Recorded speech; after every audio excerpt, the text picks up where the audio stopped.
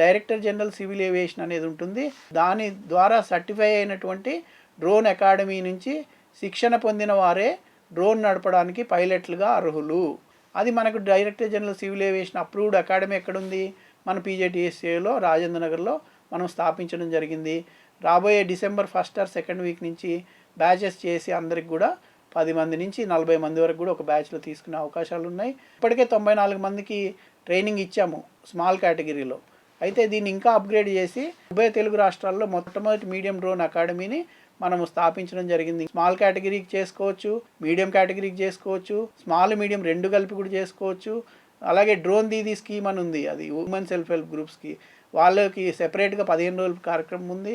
ఆ విధంగా దాన్ని డిజైన్ చేసి ఆ కోర్సుని వ్యవసాయంలో కానీ వ్యవసాయ అనుబంధ పరిశ్రమలో కానీ మనం ఈ యొక్క యువతని ఉపాధి అవకాశాలు కల్పించే దిశగా కూడా ఈ డ్రోన్ పరిశోధనలు సాగిస్తున్నాము.